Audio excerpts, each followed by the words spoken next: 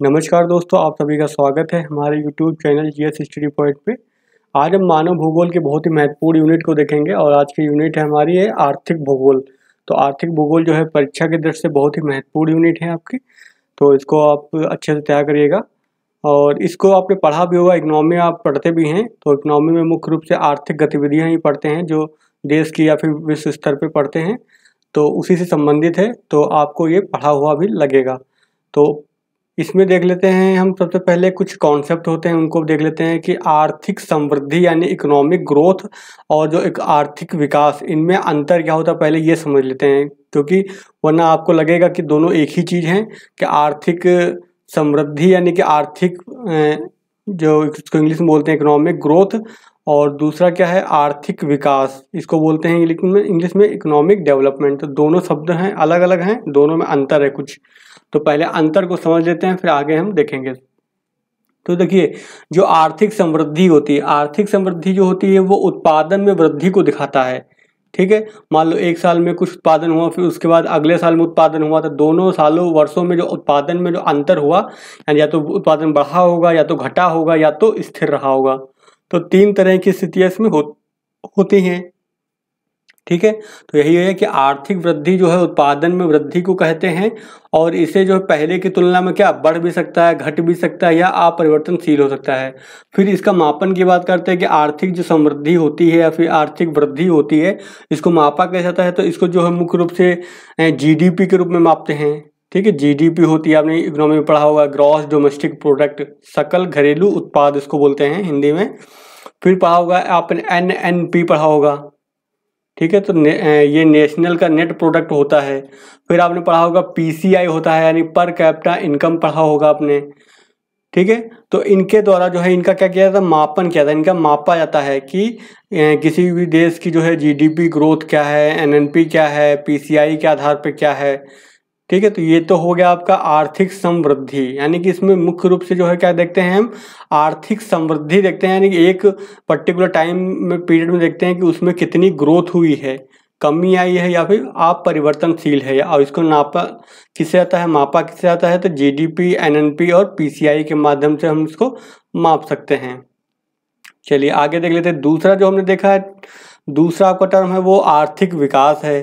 तो आर्थिक विकास ये क्या है, आर्थिक विकास वह प्रक्रिया है, आर्थिक विकास वह प्रक्रिया है जिसके परिणाम स्वरूप जो है प्रति व्यक्ति आय में जो वृद्धि होने के साथ साथ जो है असमानता, निर्धनता, बेरोजगारी, अशिक्षा एवं बीमारी में कमी होती है। अर्थात लोगों के आर्थिक कल्याण में वृद्धि होती है और उनके जीवन गुणवत्ता में क्या होता है, सुधार होता है। तो आपने देखा आर्थिक विकास है जो है बहुत ही ब्रॉड प्रोस्पेक्ट है, यानी बहुत ही विस्तृत रूप में देखता है चीज़ों को।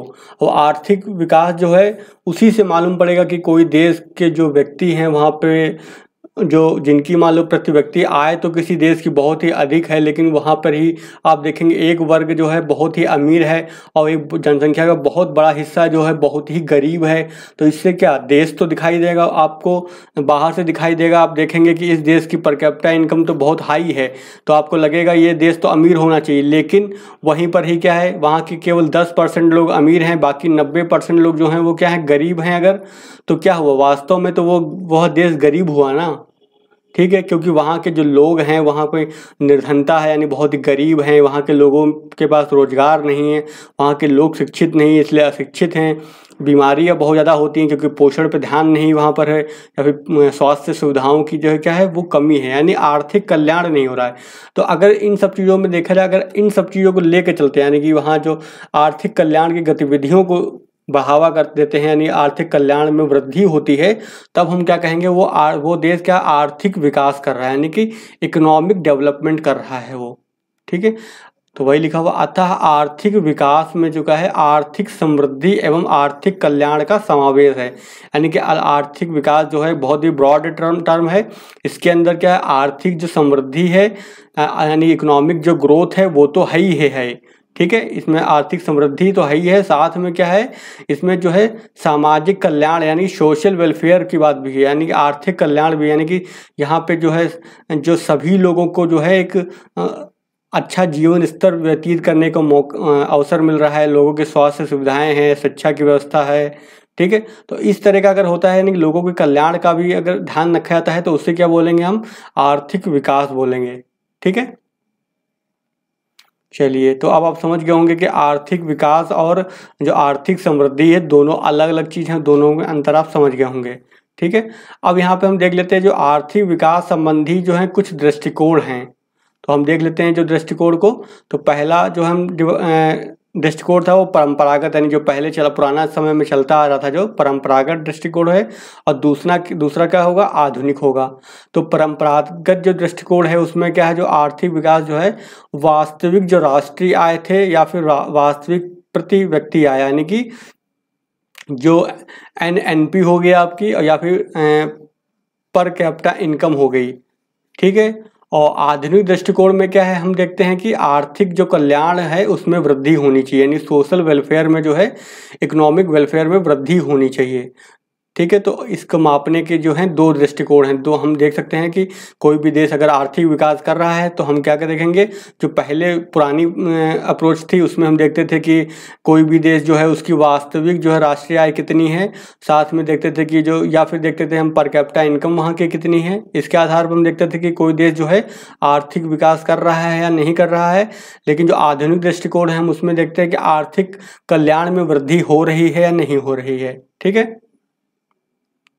अब देखिए आर्थिक विकास के माप, तो आर्थिक विकास की माप करने के लिए देखिए, तो आर्थिक विकास की जो माप है उसको हम दो आधारों, दो कैटेगरी में हम डाल सकते हैं। एक होगी आर्थिक होगी, दूसरी क्या होगी, जो सामाजिक होगी, ठीक है। यानी कि सामाजिक कल्याण हो रहा है या नहीं हो रहा है। तो आर्थिक विकास की जो माप में जो है कौन कौन से मापदंडों को हम देखते हैं, तो आर्थिक विकास की जो आर्थिक माप है उसमें हम देखते हैं उत्पादन का ऊंचा स्तर होना चाहिए, यानी कि कोई देश अगर जो है उत्पादन ज़्यादा मात्रा में कर रहा है तो उसको जो है हम उसमें आर्थिक विकास में जो उसका मेजरमेंट करने में उसको हम काउंट करेंगे। फिर दूसरा क्या है, रोजगार है, तो वहाँ पे रोजगार की स्थिति क्या है, रोजगार अधिक होना चाहिए। फिर दूसरा आय, लोगों की जो आय है वो अधिक होनी चाहिए। फिर उत्पादकता, यानी कि जो प्रोडक्टिविटी, यानी एक व्यक्ति कितना ज़्यादा उत्पादन कर रहा है तो वो हाई होना चाहिए, यानी कि अधिक होना चाहिए। फिर द्वितीय तृतीय क्षेत्र का महत्व, तो आपको पता है जो इकोनॉमी होती है, अर्थव्यवस्था होती है, उसमें तीन क्षेत्र होते हैं।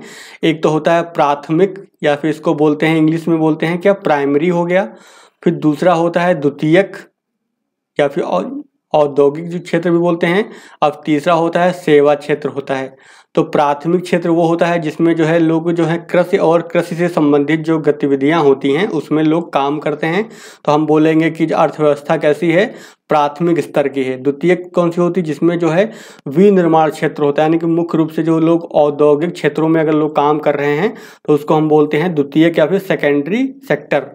फिर तीसरा क्या होता है, सेवा क्षेत्र होता है, जैसे किसी चीज़ की सर्विस प्रोवाइड कराई जाती है, वो कोई उत्पादन नहीं कर रही है कंपनी लेकिन वो सेवा प्रोवाइड करा रही है, जैसे BPO हो गए या फिर कोई अन्य बहुत सारी सेवाएं जो होती हैं देश में, जैसे हॉस्पिटैलिटी हो गई, होटल हो गया। तो इस तरह की जो सेवा सर्विस सेक्टर में इनको सबको काउंट किया जाता है। तो अगर इस क्षेत्र में लोग कार्य कर रहे हैं, ज़्यादा मात्रा में ज़्यादा लोग कार्य कर रहे हैं, तो उसको हम क्या बोलेंगे कि अर्थव्यवस्था में जो है सेवा क्षेत्र से संबंधित लोग जो हैं ज़्यादा हैं, यानी कि अर्थव्यवस्था कैसी है, सेवा क्षेत्र आधारित अर्थव्यवस्था है। तो वही है कि अगर जो आर्थिक वृद्धि से, आर्थिक जो दृष्टि से जो अधिक उन्नत देश होंगे तो उनके अंदर क्या होगा, जो द्वितीयक यानी प्राथमिक क्रियाएं जो है, यानी जो कृषि से संबंधित क्रियाएं हैं वो उनमें कम लोग शामिल होंगे। बाकी जो द्वितीयक होगी और तृतीयक होंगे उनमें लोग अधिक शामिल होंगे, इनका अधिक महत्व होगा। तो समझ गए होंगे कैसे इसका।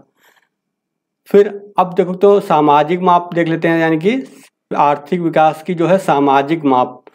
फिर इसमें क्या मापते हैं हम कि वहाँ का जो समाज है, वहाँ के जो लोग हैं, वहाँ पे कितना साक्षरता है, और साथ में देखते हैं शिक्षा का उच्च स्तर क्या है, होना चाहिए। फिर लंबी जीवन प्रत्याशा होनी चाहिए, यानी जीवन के समय जब कोई व्यक्ति जो जीवित वो पैदा होता है तो उस समय जो है उसके जीवन की प्रत्याशा क्या होनी चाहिए, यानी कितनी है, यानी कितने समय तक वो जिएगा, इसका अनुमान एक्चुअली एक है, ठीक है। अब आय का समान वितरण, तो आय का समान वितरण होना चाहिए। ये नहीं कि पूरे देश में जो है 10% लोगों के पास 90% वहाँ का जो धन है वो संकेंद्रित है और 90% लोग हैं उनके पास केवल जो है 10% ही पैसे हैं, कुल धन का 10% ही हिस्सा केवल है। तो इस तरह नहीं होना चाहिए। तो आय का क्या होना चाहिए, समान वितरण होना चाहिए। और आय का जो है वितरण मापने के लिए आपने पढ़ा भी होगा, इकोनॉमी में एक होता है लॉरेंज वक्र। तो लॉरेंज वक्र जो होता है वो क्या दिखाता है, वो आय की असमानता को प्रदर्शित करता है। तो पीटी में अक्सर पूछा जाता है कि लॉरेंज वक्र को जो है किससे संबंधित है। तो आप याद कर लीजिए, लॉरेंज वक्र जो है वो आय की असमानता या फिर समानता को दिखाता है, यानी कि आय की आय के वितरण को प्रदर्शित करता है कि जो आय जो है किसी भी जो इकोनॉमी में जो है वो कितनी डिस्ट्रीब्यूट है, यानी कि अमीर लोगों के पास सारी आय है या फिर गरीब लोगों के पास है, मतलब यानी कि आय में कितनी ज़्यादा है समानता पाई जाते हैं। यही लिखा हुआ आय का समान वितरण होना चाहिए।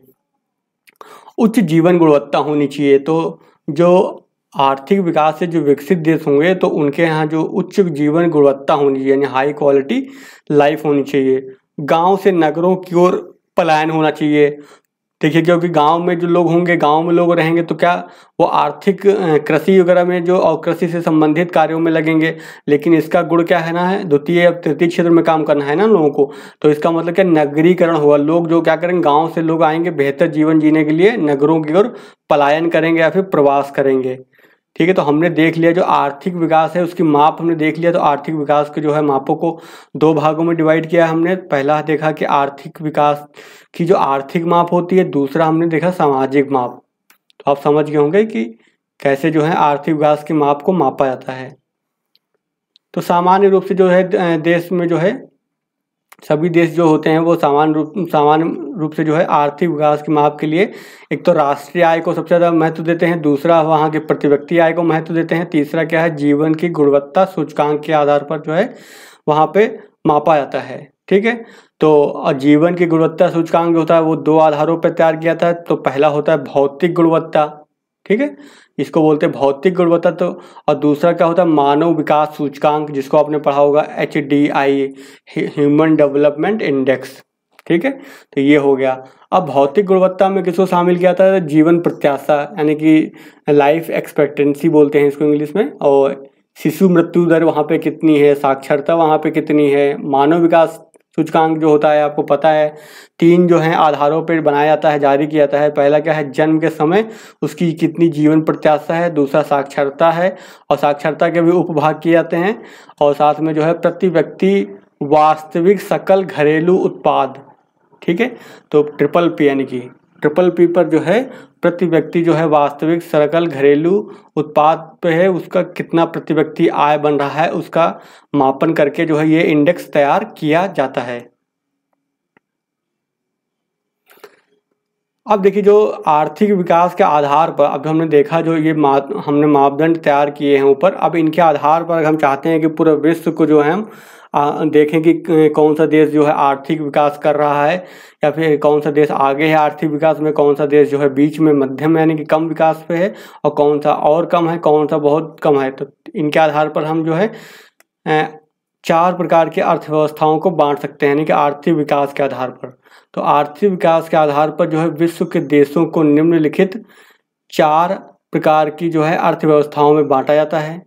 पहला कौन सा हो जाएगा, अत्यधिक, तो यानी हाई डेवलप्ड, तो अत्यधिक विकसित, अथवा दूसरा नाम क्या लिख सकते हैं, औद्योगिक व्यापारिक अर्थव्यवस्थाएं। ठीक है। फिर दूसरा क्या हो जाएगा, अर्ध, यानी कि सेमी डेवलप्ड, तो अर्ध विकसित अथवा औद्योगिक कृषि अर्थव्यवस्थाएं हो जाएगा। फिर तीसरा क्या हो जाएगा, अविकसित, यानी कि जो बहुत ही कम डेवलप्ड होते हैं, अंडर डेवलप्ड बोल सकते हैं इसको हैं। या फिर कृषि प्रधान अर्थव्यवस्थाएं, क्योंकि ये मुख्य रूप से किस पे डिपेंड है, एग्रीकल्चर सेक्टर पे डिपेंड है। और फिर चौथी है केंद्र नियोजित अर्थव्यवस्थाएं। तो केंद्र नियोजित अर्थव्यवस्थाएं वो होती हैं जहाँ पे साम्यवादी सरकार होती है और सारा जो नियंत्रण होता है, यानी जो जितने भी क्षेत्र होते हैं अर्थव्यवस्था के सभी पर जो है किसका नियंत्रण रहता है, एकाधिकार रहता है सरकार का। सारे काम कौन करेगी, सरकार करेगी। वो चाय के उत्पादन से लेकर के जो खाने की रोटी से लेकर के कार वगैरह सब कुछ जो है कौन उत्पादन करेगा, सब कुछ जो उत्पादन करेगी कौन करेगा, सिर्फ और सिर्फ गवर्नमेंट करेगा। यानी कि वहाँ पे निजी क्षेत्र कुछ नहीं कर सकता है, सिर्फ जो सारे कार्य जो करेगा कौन करेगा, निजी क्षेत्र ही करेगा। ठीक है, चलिए अब हम देख लेते हैं जो 4 प्रकार की जो अर्थव्यवस्थाएं हैं, तो जो है इन अर्थव्यवस्थाओं के लक्षणों को देख लेते हैं, यानी कि किस अर्थव्यवस्था में किस तरह के जो है लक्षण मिलते हैं। तो पहला जो है शॉर्ट में दे रखा है, यहाँ पे है पॉइंट वाइज केवल, तो कभी भी आपको अगर एक्सप्लेन करना चाहें तो एक्सप्लेन भी कर सकते हैं उनको। ठीक है, तो अगर समझा होगा तो आप एक्सप्लेन करने में सक्षम हो जाएंगे। तो अत्यधिक विकसित अर्थव्यवस्था के प्रमुख लक्षण, तो पहला हमने देखा कि कौन सी अर्थव्यवस्था थी, जो बहुत ही हाई डेवलप्ड इकोनॉमी थी। तो हाई डेवलप्ड जो इकोनॉमी होती है उनके जो प्रमुख लक्षण क्या होते हैं, तो पहला लक्षण उनका होता है वहाँ के लोगों की जो प्रति व्यक्ति आय क्या होती है, बहुत हाई होती है, उच्च होती है। तो वही लिखा है जो प्रति व्यक्ति उच्च आय होती है, यानी वहाँ के लोग जो होंगे उनकी जो सैलरी होगी वो अधिक होगी। फिर दूसरा क्या है, उच्च आर्थिक वृद्धि दर होती है, तो जो इकोनॉमी की जो ग्रोथ रेट है वो भी क्या होती है, हाई होती है। अर्थव्यवस्था में जो क्या है, उद्योग हो गया, व्यापार होगा और सेवाओं की क्या होती है, प्रधानता होती है। फिर तीसरा क्या है, विश्व व्यापार में प्रमुख भूमिका होती है, क्योंकि अगर उच्च वृद्धि दर लेनी है, इनको प्राप्त करनी है, तो क्या है, इनका जो है विश्व के जो अन्य देशों के साथ क्या होगा, व्यापार होगा, ट्रेड होगा ना, तभी तो तेजी से ग्रोथ कर पाएंगे ना। तो क्या होता है, विश्व व्यापार में प्रमुख इनकी भूमिका होती है, यानी कि अन्य देशों को क्या करते हैं, माल का निर्यात करते हैं अपने। फिर नगरीकरण की उच्च दर होती है, तो जाहिर सी बात है, शहर है, शहर का तेजी से ग्रो करेंगे तो गांव के लोग में जो होंगे तो कहीं जाएंगे, शहरों में रह करके वहाँ पर जो है नगरीकरण को क्या करेंगे, बढ़ावा देंगे। क्यों, क्योंकि शहरों में क्या होता है, रोजगार के अवसर अधिक होते हैं, स्वास्थ्य सुविधाएं अच्छी होती हैं, साथ में शिक्षा की व्यवस्था अधिक अच्छी होती है और व्यापार की संभावनाएं अधिक होती हैं। तो ऐसे में क्या होता है, नगरीकरण की क्या होती है, उच्च दर होती है। फिर क्या है, उच्च जीवन स्तर होगा, अब वहाँ के लोग पैसे वाले हैं और स्वास्थ्य सुविधाएं वगैरह अच्छी हैं, खान पान अच्छा है लोगों का, खाद्य सुरक्षा है, इसका मतलब, तो इसका मतलब ये हुआ कि वहाँ के लोगों का जीवन स्तर कैसा होगा, हाई होगा ना, अच्छी क्वालिटी का होगा ना, उच्च जीवन स्तर होगा। जीवन प्रत्याशा होगी, यानी लोग लंबे समय तक जिएंगे, तथा उत्तम स्वास्थ्य होगा, यानी लोग हेल्दी रहेंगे। तो ये सारी जो प्रमुख लक्षण हो गए, किसके हो गए, वो जो अत्यधिक यानी हाईली डेवलप्ड जो अर्थव्यवस्था थी उसके जो है प्रमुख लक्षण देख लिए हमने। अब दूसरा देख लेते हैं, जो अर्थव्यवस्था का जो दूसरा है वो है किस प्रकार की अर्थव्यवस्था होती है, अर्ध विकसित अर्थव्यवस्था के प्रमुख लक्षण। तो इसमें क्या होता है, उच्च प्रति व्यक्ति आय इसमें भी होती है, लेकिन उतना नहीं होगा जितना इससे पहले वाले में था। फिर दूसरा क्या, सापेक्षता निम्न वृद्धि दर, तो ग्रोथ हो रही होती है, इसकी वृद्धि दर भी है, इनकी अर्थव्यवस्था भी बढ़ रही है, लेकिन उतनी स्पीड से नहीं बढ़ रही होती है जितनी इससे पहले वाले में हमने देखा था। फिर क्या है, औद्योगिक, इसमें जो औद्योगिक कृषि जनसंख्या की प्रधानता, यानी कि इसमें उद्योग का भी प्रभाव रहेगा और कृषि में जो लोग काम करने वाले लोग हैं वो उनकी भी जनसंख्या अधिक होती है। यहाँ पे जो है सर्विस सेक्टर यानी सेवा क्षेत्र जो है वो कम होता है। फिर तीसरा क्या आ जाएगा, सापेक्षता नगरीकरण की निम्न स्तर, यानी कि जितनी स्पीड से नगरीकरण इससे पहले वाले सेक्टर में हो रही थी, अर्थव्यवस्था में हो रही थी, उस स्पीड से यहाँ पे नहीं होगा, लेकिन नगरीकरण तो होगा है, लेकिन कम स्पीड से हो रहा होगा। लोग यानी कि नगर गांव से नगर जाएंगे, लेकिन कम जाएंगे, धीरे धीरे, मतलब ज़्यादा स्पीड से नहीं जा रहे हैं, कहने का मतलब। फिर जो अविकसित होती है, यानी कि जैसे अंडर डेवलप्ड बोल सकते हैं, यानी कि तो अविकसित होती है अर्थव्यवस्था, इनके प्रमुख लक्षण क्या होते हैं, इनके प्रमुख लक्षण में पहला लक्षण होता है अति निम्न प्रति व्यक्ति आय, तो इनकी जो प्रति व्यक्ति आय होती है वो क्या होती है, बहुत ही कम होती है। फिर जनसंख्या की क्या होती है, उच्च वृद्धि दर होती है, यहाँ के लोग गरीब होते हैं और साथ में क्या होती है, जनसंख्या भी तेजी से बढ़ रही होती है। फिर कृषि जनसंख्या की प्रधानता, सभी लोग कहाँ किस क्षेत्र में लगे हुए हैं, एग्रीकल्चर और एग्रीकल्चर अलाइड, यानी कि कृषि और कृषि संबंधित जो क्षेत्र होते हैं, जैसे मत्स्य पालन हो गया, कुक्कुट पालन हो गया, और भी अन्य जो कृषि से संबंधित गतिविधियां होती हैं उन्हीं में लोग काम कर रहे होते हैं। तो ये कृषि जनसंख्या की प्रधानता है। यहाँ पे सारे लोग जो हैं किस में काम कर रहे हैं, एग्रीकल्चर फील्ड में काम कर रहे हैं। फिर क्या, विश्व व्यापार में गौण भूमिका, तो अब जाहिर सी बात है इनका क्या होगा, जब इंडस्ट्री लगी नहीं है, किसी चीज़ का उत्पादन ही नहीं है, अधिक मात्रा में हो रहा है, तो क्या करेंगे, इनका निर्यात ही नहीं होगा। यानी कि निर्यात होगा तो क्या होगा, केवल मुख्य रूप से निर्यात क्या करेंगे, खाद्यान्न करेंगे। और ये वैसे भी बहुत पिछड़े हुए हैं, तो इनका जो प्रोडक्शन हो रहा होगा वो भी क्या होगा, बहुत ही सीमित होगा। वो अपने लिए ही बस जो है प्रोड्यूस कर पा रहे होंगे, जो क्रॉप वगैरह जो है उनका। ठीक है, फिर क्या है, नगरीकरण का क्या है, न्यून स्तर होगा। अब जाहिर सी बात, सभी लोग गांव में ही रह रहे हैं और पूरी जो अर्थव्यवस्था है वो गांव के आसपास जो है घूम रही है, तो नगरीकरण क्या होगा, बहुत ही कम स्पीड से होगा ना, बहुत, यानी कि कम नगर नहीं पाए जाएंगे, मुख्य रूप से लोग गाँवों में ही बसे होंगे। फिर क्या है, निम्न जीवन प्रत्याशा। अब जब वहाँ पे हॉस्पिटल नहीं होंगे, अच्छा खान पान नहीं होगा, बीमारियाँ होंगी, तो क्या होगा, लोग जो हैं जल्दी उनकी आयु समाप्त हो जाएगी, जल्दी लोग मारे जाएंगे, उनकी मृत्यु जल्दी हो जाएगी। तो ऐसे में क्या हो जाएगा, निम्न जीवन प्रत्याशा होती है इसमें, इस तरह की अर्थव्यवस्था में। अगली जो हमने बताई थी आपको, चौथी अर्थव्यवस्था, वो किस टाइप की होती है, वो आपकी होती है केंद्र नियोजित अर्थव्यवस्था के। हम देख लेते हैं प्रमुख लक्षण क्या आते हैं। तो अगली अर्थव्यवस्था कैसी है, केंद्र नियोजित अर्थव्यवस्था है। तो उसके प्रमुख लक्षण क्या है, तो इस प्रकार की जो अर्थव्यवस्था में उत्पादन के जो साधनों पर सरकार का क्या होता है, पूर्ण नियंत्रण होता है। तो सारे काम जो है मतलब गवर्नमेंट ही करेगी, चाहे कुछ भी हो, सारे प्रोडक्शन जो है गवर्नमेंट ही करेगी, चाहे वो खेती ही क्यों ना हो। एग्रीकल्चर से लेकर के इंडस्ट्री फील्ड हो गए, सर्विस सेक्टर हो गया, सारे सेक्टर को जो है कौन रेगुलेट करेगा, कौन चलाएगा, उसी पर ही पूरा नियंत्रण रहेगा गवर्नमेंट का। जैसे एग्जांपल की बात करते हैं, जो चाइना हो गया, क्यूबा हो गया, उत्तर कोरिया हो गए, तो इस टाइप के जो देश हैं वहाँ पर इस तरह की जो है अर्थव्यवस्था के प्रमुख लक्षण दिखाई देते हैं। ठीक है, तो ये रहे आपके अर्थव्यवस्था के, हमने प्रमुख लक्षणों को देख लिया यहाँ पर। तो आप समझ गए होंगे। आप इसमें मेनली क्या आपको मैं समझना ही था, कुछ खास याद करने वाला तो है नहीं। अब आपको जो है आर्थिक भूगोल का बेस आपको पता हो गया होगा, अब धीरे धीरे आप चीज़ों को समझ लेंगे, तो आप जो है कोई भी क्वेश्चन आएगा तो उसको लिखने में सक्षम हो जाएंगे। तो चलिए आज का फिर वीडियो हम यहीं पर ख़त्म करते हैं, और नेक्स्ट वीडियो में हम देखेंगे जो है, इसके बाद हम देखेंगे फूड सिक्योरिटी को, तो वो भी आपका इम्पोर्टेंट टॉपिक है। तो चलिए, अगर आपको ये वीडियो यहाँ तक देखे हैं, आपको पसंद आया हो, समझ में अच्छे से आ गया हो, तो वीडियो को लाइक कर देना। चैनल पर नए हैं तो चैनल को सब्सक्राइब कर लेना, और जियोग्राफी के पेड ग्रुप से जुड़ना है अगर आपको, तो जियोग्राफी के पेड ग्रुप से जुड़ने के लिए आप हमें जो है इस नंबर पर कॉल कर सकते हैं, 8860558530। तो इस पर कॉल कर सकते हैं, व्हाट्सअप कर सकते हैं, और पेड ग्रुप से संबंधित अधिक जानकारी प्राप्त कर सकते हैं। चलिए मिलते हैं फिर नेक्स्ट वीडियो में अगले टॉपिक के साथ।